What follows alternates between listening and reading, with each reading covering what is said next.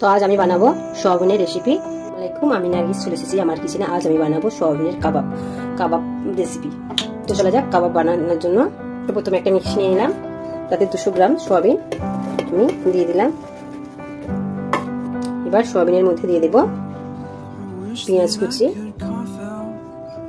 কুচি, লঙ্কা, রসুন, আদা আর ধনেপাতা, এগুলো সব একসঙ্গে মিক্সড করে নেব, মানে ব্লেন্ড। তো এটা আমি এবার বোলের মধ্যে ঢেলে নিচ্ছি।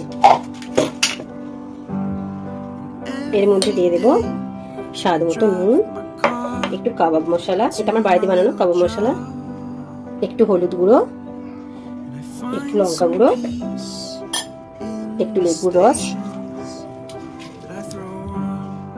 আরো একটু লেবুর রস।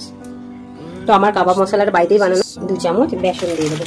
তো আমার কাবাব মশলাটা বাড়িতেই বানানো, আপনি আগের ভিডিওতে মানে আমার চ্যানেলে আপনারা দেখতে পাবেন। আমি আগে কাবাব মশলাটা কাবাব মশলাটা তৈরি করেছি, আমার ভিডিওর মধ্যে করা আছে।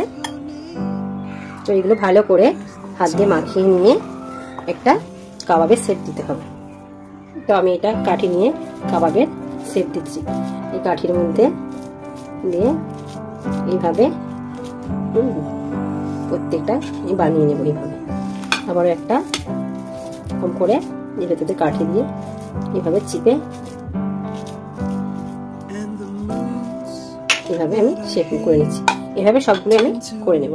আমার কাবাবগুলো বানানো হয়ে গেছে, এবার এগুলো ফ্রাই করে নেব। তো আমার কড়া গরম হয়ে গেছে, এবার আস্তে আস্তে একটা একটা করে কাবাবগুলো ছেড়ে দেবো।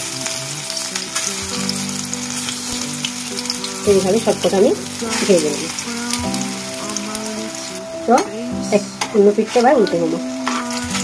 এইভাবে সবকটা আমি কাবাব উল্টে ভেজে নেব। সব ভাজা হয়ে গেছে, আমি একটা একটা করে তেল ছড়িয়ে এগুলোকে তুলে নেব। তো আলুগুলোকে ভালো করে ফ্রাই করে নেব। একটু নুন, অল্প সামান্য নুন আর হলুদ, অল্প সামান্য হলুদ দিয়ে ভালো করে ফ্রাই করে নেব। তো আমার আলুগুলো লাল লাল করে ভাজা হয়ে গেছে। তো এটা তুলে নেব, নিয়ে আমি আরেকটা কড়া বসিয়ে দেবো। কড়াটা হিসেবে গরম হতে ছেড়ে দেবো। তো তেলটা গরম হয়ে গেছে, আমি এর মধ্যে দিয়ে দেবো পেঁয়াজ কুচি, লঙ্কা কুচি, এগুলো দিয়ে আমি একটু লাল করে ভেজে নেব। এবার দিয়ে দেবো এই টমেটো কুচিগুলো, ভালো করে ভেজে নেব। দিয়ে দেব স্বাদ মতো নুন। এর মধ্যে দিয়ে দেব 1 চামচ আদা রসুনের পেস্ট,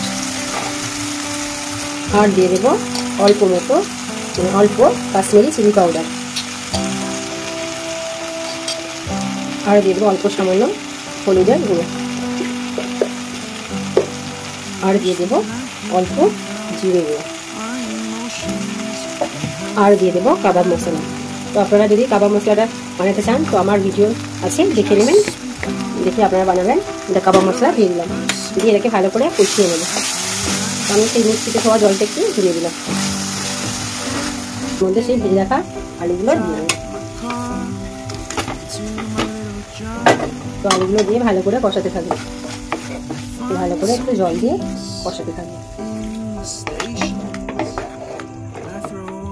তো আমার তরকারিটা কষানো হয়ে গেছে, এবার এর মধ্যে দিয়ে দেবো জল দিয়ে আমি চাপা দিয়ে দেবো। তো আমি এর মধ্যে একটা ঢাকা দিয়ে এটাকে সেদ্ধ হতে ছেড়ে দিলাম।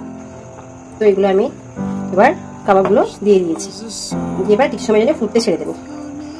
এবার এর মধ্যে অল্প চিনি ছড়িয়ে দেবো, একটা সুন্দর ফ্লেভার হওয়ার জন্য অল্প একটু চিনি ছড়িয়ে দিলাম। এবার ছড়িয়ে দেবো অল্প সামান্য গরম মশলা। তো আমার রান্নাটা পুরোপুরি রেডি। এবার এর মধ্যে আরও অল্প একটু ধনেপাতা ছড়িয়ে দেবো। তো আমার সোয়াবিনের কাবাবের রেসিপিটি একেবারে রেডি। তো আমার সোয়াবিন রান্নাটা যদি আপনাদের ভালো লাগে, আপনারা লাইক করবেন, শেয়ার করবেন, আর কমেন্ট বক্সে জানাবেন কেমন হয়েছে। আর নতুন কেউ হলে আমার চ্যানেলটা সাবস্ক্রাইব করে দেবেন। আজকের মতো এতটা, আবার নতুন কোনো রেসিপি নিয়ে আপনার সামনে হাজির হবো। খোদা হাফেজ।